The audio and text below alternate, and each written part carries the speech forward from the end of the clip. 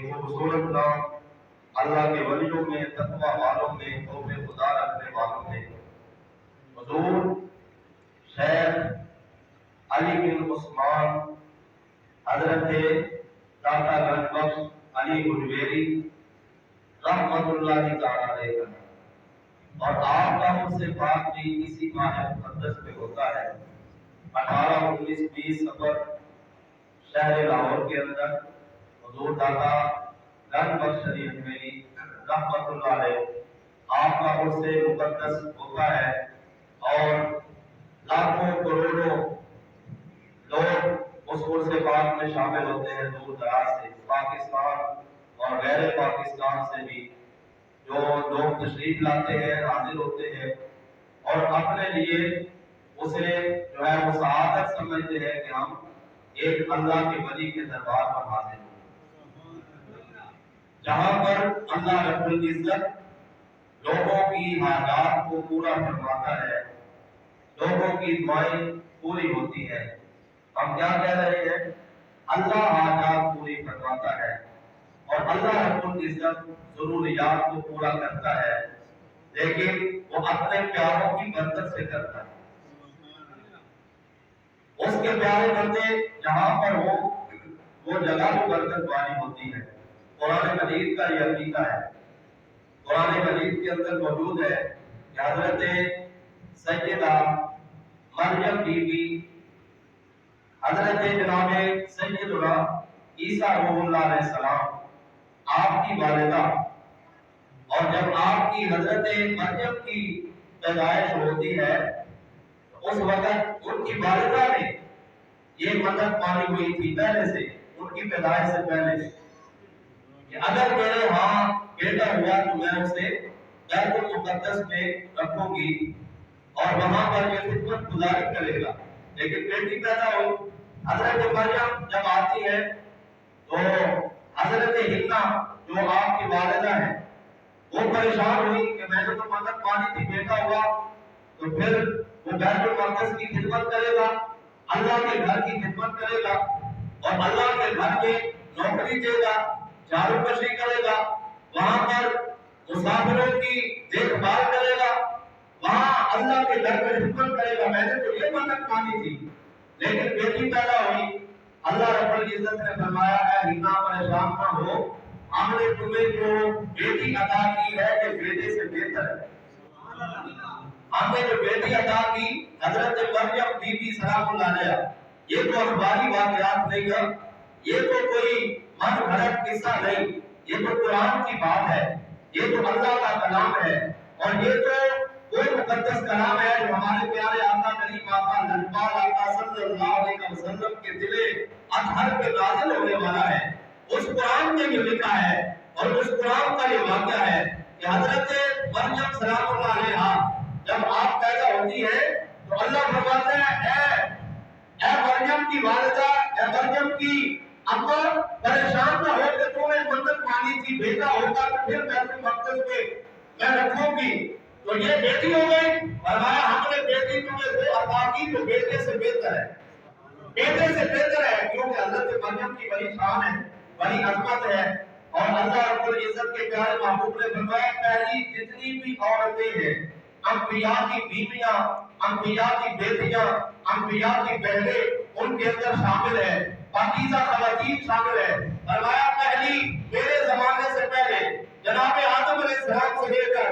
اور جناب عیسیٰ علیہ السلام تک فرمایا جتنے انبیاء گزرے، جتنی امتیں گزری، جتنی پاکیزہ خواتین گزری، جتنی نیک اور پارسا خاتون عورتیں گزری، فرمایا سب سے بڑی عظمت والی، سب سے زیادہ عزت والی اگر کوئی خاتون دیکھنی ہے تو حضرت مریم سلام اللہ علیہ، وہ حضرت بی بی مریم ہے جو جناب عیسیٰ علیہ السلام کی والدہ ہے۔ فرمایا یہ سب سے پاکیزہ، سب سے جو ہے وہ یہ تقوی والی، عزت والی، وجاہت والی عورت اللہ کے ہاں پہلی عورتوں میں سب سے زیادہ برکت والی عورت جناب حضرت مریم سلام اللہ علیہا۔ تو جب آپ کی پیدائش ہوتی ہے تو اللہ نے فرمایا کہ بیٹے سے بہتر یہ بیٹی ہم نے تمہیں عطا کی، اور پھر حضرت جناب حنا نے اسی بیٹی کو بیت المقدس کی خدمت کے لیے رکھا. اسی بیٹی کو بیت المقدس کی خدمت کے لیے ایک وہاں پر حجرہ تعمیر کر دیا. اور جناب زکریا علیہ السلام اللہ کے نبی اللہ کے پیغمبر حضرت زکریا علیہ السلام کی کفالت کے اندر حضرت مریم سلام اللہ علیہا وہاں پر ایک حجرے میں رہا کرتی تھی, بیت المقدس میں رہا کرتی تھی, اور ان کی دیکھ بھال ایک اللہ کے نبی پیغمبر کر رہے تھے. حضرت زکریا علیہ السلام کر رہے تھے. پتہ چلا کتنی برکت والی خاتون ہے جن کی دیکھ بھال کرنے کے لیے اللہ رب العزت نے ایک پیغمبر کی ڈیوٹی لگائی, ایک نبی کی ڈیوٹی لگائی. حضرت جناب زکریا علیہ السلام کی ڈیوٹی لگی جو جناب یحییٰ علیہ السلام کے والد ہیں. حضرت زکریا خود بھی نبی ہے, ان کا بیٹا بھی نبی ہے, اور حضرت زکریا علیہ السلام کے ہاتھ میں اولاد نہیں ہو رہی تھی اور بڑھاپے کے اندر تھے جناب زکریا علیہ السلام بھی. آپ یہ کفالت کر رہے ہیں جناب مریم سلام اللہ علیہا کی, اور حضرت مریم بیت المقدس میں ایک حجرے کے اندر موجود ہے, اور حضرت مریم کے پاس بے موسم پھل آتے ہیں, بے موسم پھل آتے ہیں. یہ اللہ کے ولی کی شان بیان کر رہا ہوں, وہ قرآن میں لکھی ہے. لوگ کہتے ہیں قرآن میں چکاؤ کہ اللہ کے ولی کی شان کہاں ہے. یہ داتا صاحب کا جو نام لیتے ہو, داتا صاحب کے عرص کی بات کرتے ہو, خواجہ صاحب کا نام لیتے ہو, خواجہ صاحب کے عرص کی بات کرتے ہو, غوث اعظم کا نام لیتے ہو, غوث اعظم کے عرص کی بات کرتے ہو, 11ویں شریف کی بات کرتے ہو, اور یہ جو تم جو ہے مہینہ مہینہ 11ویں شریف کراتے ہو, غوث اعظم کو یاد کرتے ہو, داتا یہ میری کا نام لیتے ہو, یہ کیوں لیتے ہو؟ ہم کہتے ہیں یہ ہم نہیں لے رہے, یہ اللہ رب العزت کی سنت ہے. یہ اللہ رب العزت نے قرآن میں اپنے ولیوں کا ذکر فرمایا ہوا ہے. اللہ نے قرآن میں ولیوں کا تذکرہ لکھا ہوا ہے, بلکہ ایک پوری سورت کا نام ہی سورہ مریم ہے. جو قرآن پڑھتے ہیں انہیں تو پتہ ہے, اور جنہیں قرآن سے واقفیت نہیں انہیں یہ بھی نہیں پتا, جن کو یہ نظر نہیں آتا کہ یہ ولیوں کی شان کہاں سے, تو پھر انہوں نے سورہ مریم بھی نہیں پڑھی, اور انہوں نے پھر جو ہے وہ سورہ بقرہ بھی نہیں پڑھی. انہوں نے یہ سورتوں کے نام یہی واضح کر رہے ہیں کہ اللہ کے ولیوں کی کتنی برکت ہے, اور اللہ کے ولیوں کی کیا شان اور کیا فضیلت ہے. اللہ رب العزت نے سورت کے اندر اس کا تذکرہ کیا. جناب مریم سلام اللہ علیہا کا تذکرہ ہے. حضرت مریم نبیہ نہیں ہے, اللہ کی ولیہ ہے. حضرت مریم کون ہے؟ اللہ کی ولیہ ہے. ولی کا نام قرآن کے اندر پوری سورت کا نام حضرت مریم کے نام پر, ولی کا ذکر قرآن کے اندر, اور یہ جہاں وہ اصحاب کہف کا ذکر قرآن کے اندر, پوری سورت کا نام سورہ کہف. اور یہ سورت ہم بھی پڑھ رہے ہیں, اور جو نہیں مانتے وہ بھی پڑھ رہے ہیں, لیکن پھر بھی انکار ہے, پھر بھی بھولے بھالے مسلمانوں کو گمراہ کرنے کی کوشش ہے, لیکن یہ کوشش ناکام ہے اور قیامت تک ناکام رہے گی. اللہ کے ولیوں کا ذکر ہوتا ہے اور ہوتا آیا ہے, اور انشاءاللہ العزیز قیامت تک ہوتا رہے گا.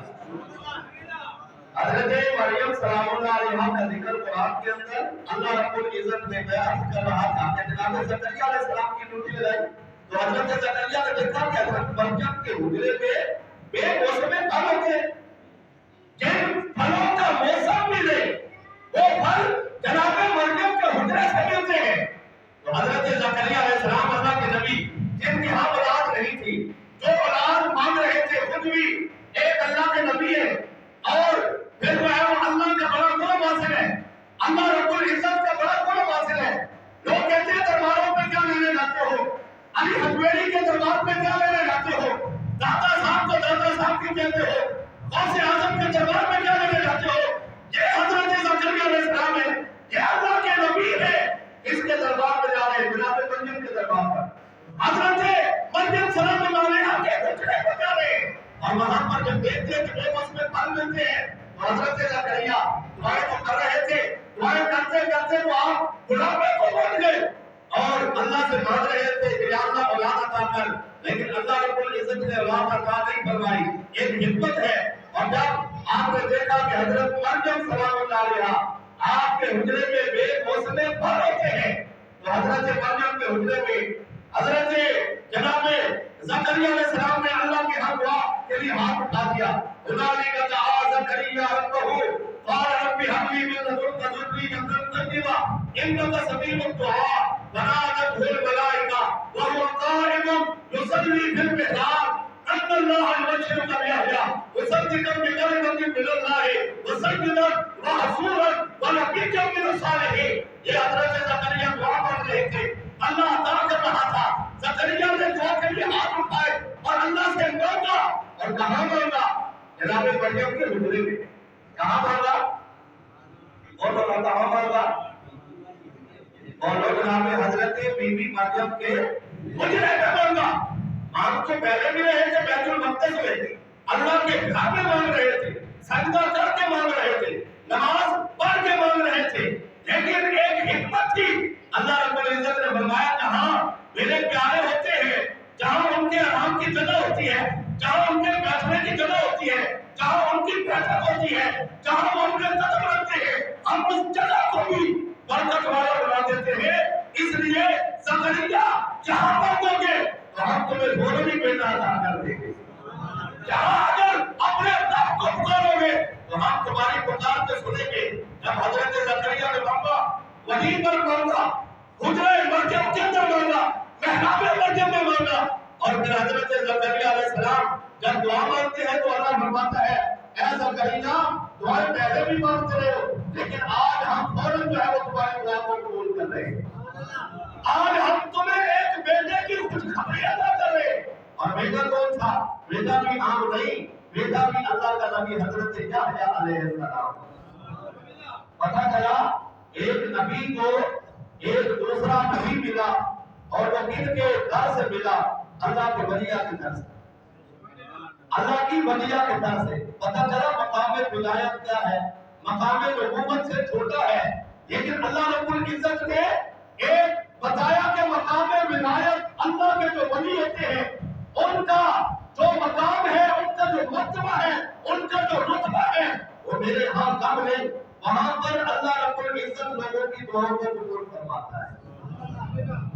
اور جن کی دعا کہیں قبول نہیں ہوتی اللہ رب العزت اپنے ولیوں کے در پر اسے قبول فرما لیتا ہے. اسی لیے تو پھر لاکھوں کروڑوں لوگ یہ ولیوں کے درباروں پر باوجود اس کے لوگ روک رہے ہیں، پیٹ رہے ہیں، شیطان راستوں میں کھڑے ہو رہے ہیں اور آوازیں بلند کر رہے ہیں. داتا کے دربار میں نہ جاؤ شرک ہو جائے گا، اور غوث اعظم کے دربار میں نہ جانا شرک ہو جائے گا، خواجہ صاحب کے دربار میں نہ جانا شرک ہو جائے گا. اس کے باوجود الحمدللہ ثم الحمدللہ خلق خدا، یہ خلق خدا جو ہے وہ درباروں پر جا رہی ہے اور ان اللہ کے ولیوں کے پاس جا رہی ہے. اس واسطے کہ مخلوق خدا سمجھتی ہے کہ اللہ نے اپنے ولیوں کو مقام دے رکھا ہے، اللہ نے اپنے ولیوں کا مقام قرآن کے اندر بیان کر رکھا ہے. اور اللہ فرماتا ہے لا الہ الا اللہ لا خوف علیہم ولا هم يحزنون. فرمایا اللہ کے ولی نہ انہیں کوئی خوف ہے نہ انہیں کوئی غم ہے. یہ کون ہے؟ اللہ کے ولی نبی نہیں بلکہ اللہ کے ولی داتا علی میری ہے، اللہ کے ولی غوث اعظم ہے، اللہ کے ولی خواجہ معین الدین چشتی میری ہے، اللہ کے ولی ماتا فرید الدین گنج شکر مسعود ہے، اللہ کے ولی یہی پاک لوگ ہیں سلطان براہو جیسے اور یہ پاکیزہ ہستیاں کہ جن کے نام کو الحمدللہ بچہ بچہ جانتا ہے، بچہ بچہ جانتا ہے. ہم کہتے ہیں الحمدللہ، اس لیے تو ہم فخر کرتے ہیں کہ ہم اہل سنت ہیں، کیونکہ ہمارا عقیدہ وہ ہے جو دادا علی میری کا عقیدہ تھا. بولو نا سبحان اللہ. آج تو نئی مسجدیں دیکھ کر لوگوں کے عقیدے بدل جاتے ہیں، نئے لوگ دیکھ کر لوگوں کے عقیدے بدل جاتے ہیں. کہتے ہیں ہمارے گھر کے قریب مسجد پڑھ کے کسی کو نماز پڑھنی ہے، اور بھائی نہیں، عقیدہ وہ اپناؤ جو دادا علی میری کا عقیدہ تھا، پرانا عقیدہ جو 1000 سال پہلے جب دادا علی میری رحمت اللہ تعالی شہر لاہور کے اندر لوگوں کو تبلیغ کر رہے تھے اور غیر مسلموں کو، ہندوؤں کو، سکھوں کو کلمہ پڑھا رہے تھے، ان میں سے کوئی بھی نظر نہیں آ رہا تھا. ان میں سے کسی کی مسجد اس دور کے اندر موجود نہیں تھی. تاریخ اٹھا کے دیکھو، کیا ان میں سے کوئی بندہ، ان کا کوئی بڑا، کوئی جو ہے وہ پیش کر سکتے ہیں کہ دادا علی میری جب تبلیغ کروا رہے تھے تو شہر لاہور میں ان کا بھی تو بننا تھا؟ نہیں نہیں. الحمدللہ ثم الحمدللہ، یہ سارے اللہ کے ولی اہل سنت و جماعت، یہ سارے اللہ کے ولی اہل سنت و جماعت ہے. اس واسطے नए नए अकीदों में ना पड़ो, नए नए फिक्रों में ना पड़ो और नए नए लोगों से गुमराह ना हो जाओ। नेट को देखकर दीन में सीखो और ये मोबाइल पे के ऊपर दीन में सीखो कि नए नए इंजीनियर बैठ गए, नए नए जो है वो कितने बैठ गए, नए नए मुफ्ती बैठ गए और उन्होंने ये अपनी तरफ से घर के दीन बयान किया, लोगों को गुमराह किया, राह रास्त से हटाया, सिरात मुस्तकीम से हटाया। और जो भी तुमसे कोई बात करता है एक ही बात करो कि हमारा अकीदा वो है जो दाता ने मेरी का अकीदा है। सुभान अल्लाह। आप तुम अपने नए अकीदे अपने पास रखो, हमें तुम्हारा अकीदा नहीं चाहिए, हमें वो चाहिए जो दाता ने मेरी का अकीदा है। हमें वो चाहिए जो ख्वाजा मोइनुद्दीन चिश्ती अंदर का अकीदा है और जो हुजूर गौसे आजम का अकीदा है। ये 5 लोग थे। हजरत दादा साहब रहमतुल्लाह तआला अलैहि का 980 वर्ष है, 980 साल हो गए जो दुनिया में गए हुए। और फिर वो जमाना का अकीदा दादा पाक गोल था। उस वक्त ना कोई जो है वो कोई अहले सुन्नत के अलावा कोई नजर नहीं आ रहा था। अहले सुन्नत की अहले सुन्नत दादा ने मेरी अल्हम्दुलिल्लाह हनफी है।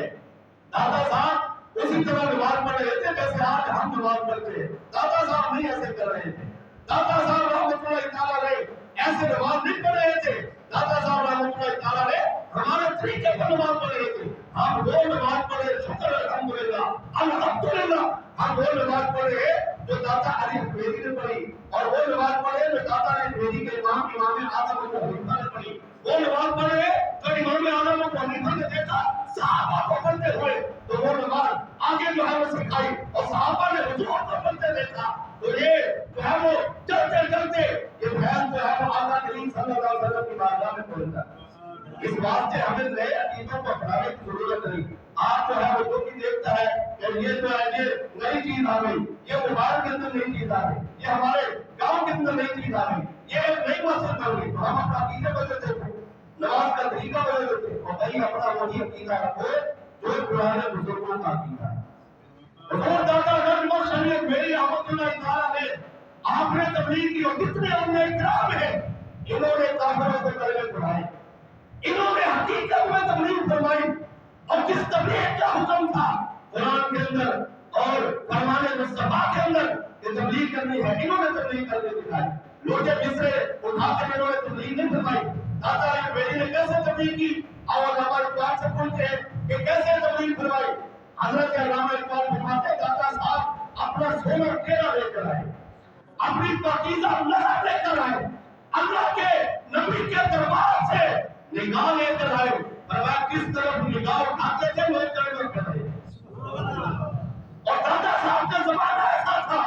और अगर अल्लामा इकबाल से पूछे कि उन्होंने कितनी खिदमत की, दादा साहब रहमतुल्लाह तआला ने क्या ऐसे बैठे रहे थे या जो है वो ये बिस्तर उठाकर फिर रहे थे। तो दादा साहब रहमतुल्लाह तआला ने आपके बारे अल्लामा इकबाल फरमाते खाते पंजाब आज तमे तू जिंदा कर,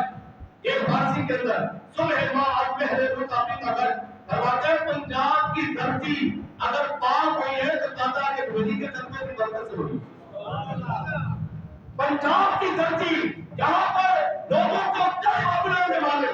दादा ने मेरी रहमतुल्लाह तआला ने सिखों का जो है वो ये इलाका था और हिंदुओं का इलाका था और ये जो है वो काफिरों का इलाका था। यहाँ पर अल्लाह के वलियों ने कदम टिकाया तो अल्लाह अपनी इज्जत में उनकी बरकत से लोगों को इस्लाम का कलमा नसीब किया। अल्लाह के नाम कदर ये दादा साहब रहमतुल्लाह तआला ने उनकी तारीफ करते हुए अल्लाह इकबाल फरमाते आके फारून अज जमानत ताजा छोड़ हक से हर वे तू बदन आवाज रखे। फरमाते हैं दादा साहब रहमतुल्लाह तआला ने आपने कितनी तबलीग की, कितना दीन फैलाया। फरमाया उनके जमाने में जमाना ऐसा हो गया था जैसे फारूक आजम का जमाना है। इतनी तबलीग फरमाई, इतना दीन फैलाया। फिर हजरत सैयदना फारूक आजम हजरत उमर का दौर ज्यादा हो गया, हजरत फारूक आजम की जान ज्यादा हो गई। तो दादा ने मेरी रहमतुल्लाह तआला ने आपने दीन का काम इतना किया और मैं तो बिरानी कदर हमें खबर होना चाहिए कि हम इन औलिया के मानने वाले, इन अल्लाह के बंदों के मानने वाले, जिनका जिक्र अल्लाह ने कुरान में फरमाया, जिनकी शहादत से बयान किया और अल्लाह रब्बुल इज्जत ने जगह जगह पे इनके जिक्र किए। जो इनको आयत करीमा मैंने तिलावत की, अल्लाह फरमाता है इबादुर रहमान, रहमान के बंदे, الذین یمشون علی الارض ہونا، یہاں رحمان کے بندے سے کون مراد ہے؟ یہاں پر کوئی اور نہیں، اللہ کے نبیوں کی شان ان سے بڑا ہے، اللہ کے نبیوں کا تذکرہ قرآن کے اندر موجود ہے، لیکن وہ علیحدہ سے موجود ہے۔ رحمان کے بندے سے مراد اللہ کے ولی ہیں۔ وعباد الرحمن الذین یمشون علی الارض ہونا، اللہ فرماتا ہے کہ ان کا انداز یہ ہوتا ہے کہ ان کے اندر عاجزی پائی جاتی ہے، سادگی پائی جاتی ہے، تقویٰ پایا جاتا ہے، پرہیزگاری پائی جاتی ہے، خوف خدا پایا جاتا ہے۔ اللہ کے ولیوں میں خوف خدا ہے، تقویٰ ہے، عاجزی ہے، غرور نظر نہیں آئے گا، تکبر نظر نہیں آئے گا، اور مخلوق خدا کو پیار ساتھ لگاتے ہیں، ان کو بات سے بڑھاتے نہیں، ان کو قریب کرتے ہیں، یہ اولیاء کی شان ہے۔ اور اللہ اپنے عزت فرماتا ہے والذین یبیتون لربہم سجدا وقیاما، میرے بندوں کی، میرے اولیاء کی شان یہ ہے، میرے نیک بندے، میرے پرہیزگار بندے عباد الرحمان، ان کی شان یہ ہے اگر جب رات ہوتی ہے تو یہ رب کی عبادت کے لیے کھڑے ہو جاتے ہیں، اپنے رب کو سجدہ کرتے اور کھڑے ہو کر قیام کے اندر پوری پوری رات گزار دیتے ہیں۔ والذین یبیتون لربہم سجدا وقیاما، ان کی راتیں قیام میں گزرتی ہیں، ان کی راتیں سجدہ کرتے ہوئے گزرتی ہیں۔ حضرات کرام قدر، یہ اللہ کے ولیوں کی شان ہے جس کو اللہ رب العزت قرآن کا حصہ بنا ہے۔ اور محبوب عالم صلی اللہ علیہ وسلم آپ نے خود ارشاد فرمایا قیامت کا دن ہوگا، لوگ پریشان ہوں گے، لیکن کچھ ممبر بچھائے جائیں گے، بڑے اعلیٰ قسم کے نوری ممبر جن کی روشنی پھیلی ہوگی، اور ان پر نورانی شکلوں والے بیٹھے ہوں گے، اور نورانی چہرے، حسین چہرے، خوبصورت چہرے، اور جن کے چہروں سے نور کی لہریں نکلی ہوگی۔ لوگ پوچھیں گے یہ کون لوگ ہیں؟ یہ انبیاء کی جماعت ہے؟ یہ کوئی جو ہے صحابہ کی جماعت ہے؟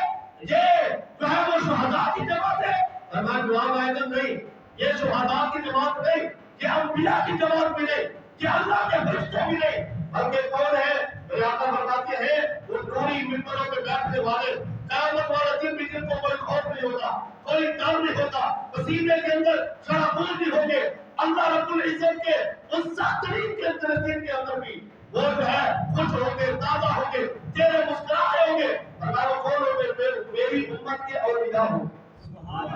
فرمایا میری امت کے اولیاء اللہ ہوں گے، اللہ کے ولی ہوں گے جن کو اللہ رب العزت قیامت والے دن بھی یہ شان عطا فرمائے گا۔ حضرات کرام داتا صاحب رحمۃ اللہ تعالی علیہ جہاں انہوں نے تبلیغ فرمائی لوگوں کو، اور پھر انہوں نے یہ نہیں کہ صرف اپنے زمانے کو بلکہ انہوں نے ایک کتاب لکھی ہے کشف المعروف۔ یہ کتاب آج بھی ہمارے ہاتھ میں ہے، اور ہم فخر سے کہہ سکتے ہیں کہ آج الحمدللہ ہم نے وہ نسخہ پڑھا ہوا ہے جو داتا علی الحویری رحمۃ اللہ تعالی علیہ کے کتاب ہے، جو داتا صاحب رحمۃ اللہ تعالی علیہ کے عقائد اس کے اندر لکھے ہوئے ہیں، اور داتا صاحب کی ساری تبلیغ اس کے اندر لکھی ہوئی ہے۔ حضور داتا صاحب رحمۃ اللہ تعالی علیہ آپ نے لوگوں کو تبلیغ کی اور لوگوں کو راہ دکھائے، آقا کریم صلی اللہ علیہ وسلم کی سنتوں کو اجاگر کیا، حضور کا دین پھیلایا، اور بلکہ اس کتاب کا آغاز ہی داتا صاحب رحمۃ اللہ تعالی علیہ نے علم سے کیا۔ سب سے پہلی مسل آپ نے علم کے متعلق باندھی، فرمایا علم حاصل کرنا ہر مسلمان کو ضروری ہے، اور آپ نے ایک آیت کریمہ لکھی، فرمایا ان اللہ اللہ من عباده العلماء، فرمایا اللہ فرماتا ہے لوگوں میں سے علماء ہی اللہ سے ڈرتے ہیں، اور فرمایا دوسری حدیث لکھی کہ میرے آقا کریم نے فرمایا طلب العلم فریضۃ علی کل مسلم و مسلمہ، یہ حدیث ہم بیان کرتے رہتے ہیں، یہاں پر لکھی بھی ہوئی ہے۔ یہ حضرت داتا صاحب رحمۃ اللہ تعالی علیہ نے کشف المعروف کے اندر لکھی، فرمایا ہر مسلمان پہ علم حاصل کرنا ضروری ہے، ہر مسلمان پہ علم حاصل کرنا فرض ہے، چاہے وہ مرد ہے چاہے وہ عورت ہے، اس کو علم حاصل کرنا ضروری ہے۔ اور فرمایا تیسری حدیث لکھی، میرے آقا نے فرمایا اطلب العلم ولو بالسین، چلو آج کے جمعہ پر ہم داتا صاحب رحمۃ اللہ تعالی علیہ کی کتاب سے انتساب لیتے ہوئے ہم حضور کی حدیثیں سماعت کر رہے ہیں کہ ان ولیوں نے اللہ کے قرآن کی تبلیغ کی ہے اور آقا کریم کے فرمان کی تبلیغ کی ہے۔ یہ شروع آغاز کر رہے تو قرآن کی آیت سے، اور آغاز کر رہے کتاب کا تو آقا کریم کی حدیث سے۔ فرمایا میرے آقا نے فرمایا اطلب العلم ولو بالسین، علم حاصل کرو اگر کہ تمہیں دین جانا پڑے، علم حاصل کرو اگر تمہیں دور دراز جانا پڑے۔ اور پھر داتا صاحب نے بڑی فصل فرمایا وہ مفصل بات فرمائی، فرمایا علم والے اور غیر علم برابر نہیں ہوتے، فرمایا جو لوگ سمجھتے ہیں کہ علم بغیر عمل کے یہ درست ہے یا عمل بغیر علم کے درست ہے، فرمایا یہ دونوں ہی غلط ہے، علم اور عمل دونوں ہونے چاہیے، بندے کے پاس علم بھی ہو اور پھر عمل بھی ہو، فرمایا علم بغیر عمل کے یہ بھی کوئی چیز نہیں، عمل بغیر علم کے یہ بھی کوئی چیز نہیں، فرمایا دونوں اکٹھے ہو تو فائدہ دیتے ہیں، اگر علم ہو عمل نہ ہو تو یہ بھی ناکارہ ہے، یہ بھی کافی نہیں، یہ بھی بلکہ جہنم میں جانے کا سبب بن جائے گا، فرمایا اگر عمل ہو صرف عمل ہی عمل ہے لیکن علم نہیں، بندہ نماز تو پڑھے لیکن علم نہیں، نماز کیا ہے، نماز کے واجبات کیا ہے، نماز کے فرائض کیا ہے، نماز کی شرطیں کیا ہے، نماز کن چیزوں سے ٹوٹ جاتی ہے، نماز اگر خراب ہوتی ہے تو کیسے صحیح ہوتی ہے، اگر بندے کو علم ہی نہیں تو فرمایا وہ اپنی نماز نہیں صحیح کر سکتا، اپنی بنیادی چیز نہیں صحیح کر سکتا، فرمایا آگے تو جو ہے وہ بعد میں جانا ہے، پہلے تو 5 وقت کی نماز ہے وہ سرکار پر، اور یہ نماز ہی درست نہیں ہو سکتی جب تک بندے کے پاس علم نہ ہو، اگر بندہ عمل چاہتا ہے 5 وقت کی نماز پڑھ رہا ہے لیکن علم نہیں تو یہ نماز اسے کیا فائدہ دے گی، اسے پتہ ہی نہیں میری نماز صحیح ہے یا نماز خراب ہے، اسے پتہ ہی نہیں نماز کے اندر فرائض کتنے، تو اس کی نمازیں کیا ہے، قیامت والے دن ایسی نمازوں کو کروائی جائے گی، اللہ اسے سیکھنا ضروری تھا، اسے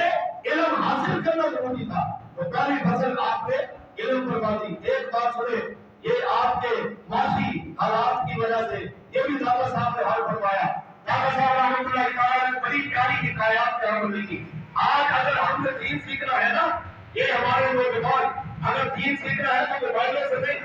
نئے مفتیوں سے نہیں، میں پہلے بھی عرض کر دوں گا، کسی انجینئر سے نہیں، کسی مرزے سے نہیں، کسی جو ہے یہ نئے بہروپیے سے علم دین حاصل کرنے کی ضرورت نہیں، اگر علم دین حاصل کرنا ہے تو اپنے بزرگوں کی کتابیں پڑھیں، حضور دادا صاحب کی کتاب پڑھیں، کشف المعدود پڑھیں، اگر چاہتے ہیں کہ ہمیں علم کی روشنی ملے،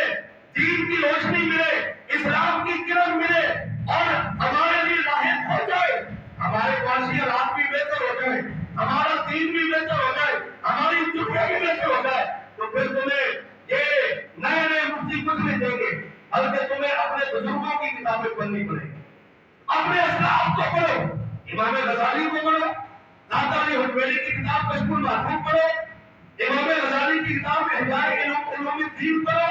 اور پھر ان بزرگوں کی کتابیں پڑھو، اور پھر تمہیں پتا چلے گا کہ علم کسے کہتے ہیں اور علم ہے کیا، اور پھر جو ہے اس کے اوپر عمل کیا ہے، ان بزرگوں کی تو بندہ کتاب پڑھتا ہے تو اللہ کا ولی بن جاتا ہے، ان کی کتاب کی زبردست ہے، ان کی کتاب پڑھنے والا اللہ کا ولی بن جاتا ہے، اس کا ذہن بدل جاتا ہے، اس کی تقدیر بدل جاتی ہے، اس کی دنیا بدل جاتی ہے، آپ نے اس کے اندر ایک واقعہ لکھا، فرماتے ہیں کہ حضرت حبیب بن سلیم رائی رحمۃ اللہ تعالیٰ علیہ اللہ کے ولی ہیں، اور پتہ چلا کہ اللہ کے ولی یہ دادا صاحب کے بھی سبھی پہلے کے،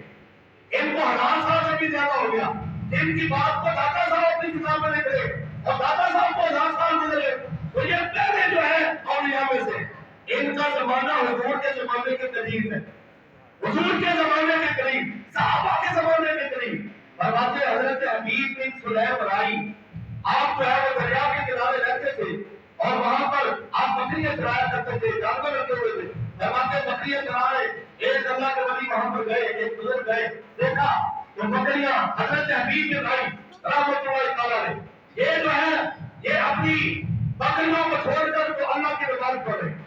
نماز کے اندر مصروف، عبادت کے اندر مصروف، فرمایا نماز پڑھ رہے اور انہوں نے دیکھا کہ ان کی بکریوں کی حفاظت ایک بھیڑیا کر رہا ہے، یہ کون لکھ رہا ہے؟ داتا صاحب رحمۃ اللہ تعالیٰ، فرمایا بکریاں چل رہی ہے اور چرواہا کون ہے؟ بھیڑیا، جو بکریوں کو تیر پھاڑ کر جو ہے وہ جو نقصان پہنچاتا ہے اور بکریوں کے ساتھ اکٹھا نہیں رہتا، فرمایا بکریوں کی حفاظت بھیڑیا کر رہا ہے، اور میں حیران ہو گیا، پریشان ہو گیا، جب حفاظت سے باہر ہوئے تو میں نے پوچھا، دادا صاحب فرماتے ہیں وہ کہتے ہیں میں نے پوچھا اے حبیب یہ مقام کہاں سے لیا کہ تم جو ہے وہ نماز پڑھ رہے ہو اور یہ بھیڑیا تمہاری بکریوں کی حفاظت کر رہا ہے، تو انہوں نے جواب دے دیا، کتنا حسین جواب تھا، آج بھی اس کی ضرورت ہے کہ ہم اللہ رسول کے تابع بن جائیں، فرمایا کہ جب بندہ مومن اللہ کی عبادت میں مصروف ہو جائے تو تو پھر اس کے کام اللہ رب العزت خود ہی کروا دیتا ہے۔ فرمایا میں اپنے رب کے تابع ہوں، میں اپنے رب کی عبادت کر رہا ہوں، اور میرے رب نے بیٹیے کی ڈیوٹی لگا دی کہ یہ بکریوں کی حفاظت کرے۔ میں اپنے رب کا تابع، اور بیٹیے کو اللہ نے بکریوں کا تابع بنا دیا۔ بکریوں کا جو ہے وہ اس کے ساتھ جو ہے یہ بیٹیے کو ان کی نگرانی کے لیے مقرر کر دیا، اور میں اپنے مالک کا تابع ہوں، اور بیٹیا جو ہے وہ بکریوں کا تابع بن گیا۔ اب پھر انہی حضرت حبیب بن بھائی رحمۃ اللہ تعالیٰ نے فرماتے ہیں جب یہ بات جو ہے ہو چکی، اس کے بعد آپ نے ایک لکڑی کا پیالہ پکڑا۔ یہ داتا صاحب لکھ رہے کوئی قصہ کہانی نہیں، داتا صاحب فرماتے ہیں اللہ کے ولی تھے نا، اور خود کتاب لکھ رہے، اللہ کے ولیوں کا تذکرہ لکھ رہے۔ فرمایا انہوں نے ایک لکڑی کا پیالہ پکڑا اور ایک پتھر کے نیچے رکھا، اور پتھر سے دو نہریں جاری ہو گئی، ایک دودھ کی اور ایک شہد کی۔ اسی کو اللہ کے ولی کی کرامت کہتے ہیں۔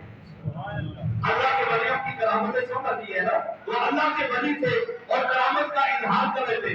دودھ سے دو نہریں جاری ہو گئی، ایک شہد کی ایک دودھ کی۔ فرماتے ہیں میں حیران ہو گیا، میں نے پوچھا اے حبیب بن رائے یہ کہاں سے مقام ملا کہ پتھر سے دو نہریں نکلی، پتھر سے دودھ نکل رہے، پتھر سے شہد نکل رہے، یہ مقام تم نے کہاں سے حاصل کیا؟ حضرت حبیب بن رائے فرماتے یہ نہیں کہا کہ یہ میری کرامت ہے، یہ میرا کمال ہے، یہ میرا جادو ہے، اپنی طرح منسوخ نہیں کیا، حالانکہ ان کی کرامت تھی، لیکن اس کے باوجود اللہ کے ولیوں میں عاجزی ہوتی۔ جب پوچھا گیا کہ یہ کیسے ہوا تو فرماتے آقا کریم صلی اللہ علیہ وسلم کا میں غلام بن گیا، اللہ نے ہر چیز کو میرا غلام بنا دیا،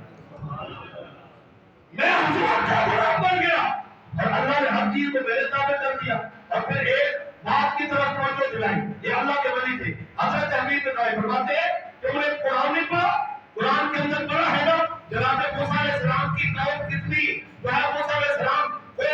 ستانے والی تھی، تنگ کرنے والی تھی، اور حضرت موسیٰ علیہ السلام کا کہنا نہیں مانتی تھی، لیکن اس کے باوجود حضرت موسیٰ علیہ السلام نے پتھر سے ان کے لیے پانی نکال دیا، پتھر میں عذاب آیا، پانی نکل آیا، اس قوم کے لیے پانی نکلا۔ یہ تو موسیٰ علیہ السلام کی برکت تھی، فرمایا ہم تو اپنے آقا کے غلام ہیں،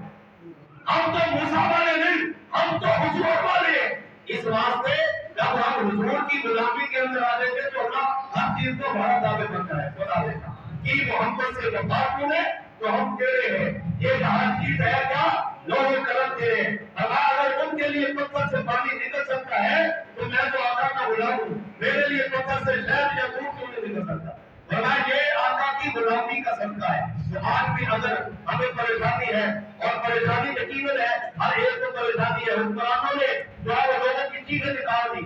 اور حکمرانوں نے اتنا کام کر دیا، بلوں کا رونا، اور بجلی بھی نہیں آتی، بل بھی اتنے زیادہ، تو آج ہمیں غلامی مصطفیٰ اپنانے کی ضرورت ہے، آج ہمیں قرآن اور سنت کی طرف رجوع کرنے کی ضرورت ہے۔ اللہ رب العزت قرآن میں فرماتا ہے وَمَا أَصَابَكُم مِّن مُّصِیبَةٍ فَبِمَا كَسَبَتْ أَیْدِیکُم وَیَعْفُو عَن کَثِیر۔ فرمایا کوئی بھی مصیبت جو تمہیں پیش کی ہے نا، یہ تمہارے ہاتھوں کی کمائی ہے، یہ تمہارے ہاتھوں کے کرتوت ہے، تم نے ان کو کرسیوں پہ نہ بٹھایا ہوتا تو آج یہ دن نہ دیکھنے پڑتے، تم نے انہیں وزارتیں نہ دی ہوتی تو آج یہ دن نہ دیکھنے پڑتے، تم نے انہیں اسمبلیوں میں نہ پہنچایا ہوتا تو آج یہ دن نہ دیکھنے پڑتے، تم نے کسی غلام مصطفیٰ کو پہنچایا ہوتا، کسی قرآن اور سنت کو سبق میں مان کر تمہیں اعتبار ہوتا تو آج پھر دن اور ہو دیتے۔ آج یہ دنوں کا رونا بھی نہیں ہوتا تھا، بجلی کا رونا بھی نہیں ہوتا تھا، یہ پریشانیاں نہیں ہونی تھی، لوگوں نے خودکشیاں نہیں کرنی تھی، اور دریاؤں میں چھلاکے نہیں لگانی تھی، اپنے بیٹوں کو ذبح نہیں کرنا تھا۔ اگر آج چاہے کوئی غلام مصطفیٰ بیٹھا ہوتا، آج کوئی حضرت عمر کو چاہے ماننے والا بیٹھا ہوتا، آج کوئی ابو بکر صدیق کی دکھا کو جو ہے سمجھنے والا بیٹھا ہوتا، تو پھر یہ زمانہ ہمیں دیکھنا نہ پڑتا۔ یہ ہمارے کرتوت ہے کہ ہم نے خود ہی ان کو کرسیوں پر بٹھایا، اور آج ہمیں یہ دیکھنا پڑ رہا ہے۔ اللہ فرماتا ہے میں اکثر کو معاف کر دیتا ہوں، بہت سارے گناہ تمہارے کرتوتوں کو معاف کر دیتا ہوں، لیکن اللہ سے معافی مانگو، اللہ رب العزت کے در پہ آؤ، غلامی مصطفیٰ پہ آؤ، پھر تمہارا مقدر بدلے گا۔ اللہ رب العزت کی بارگاہ میں دعا ہے رب العزت ہمیں سمجھ کی عمل کی توفیق دے۔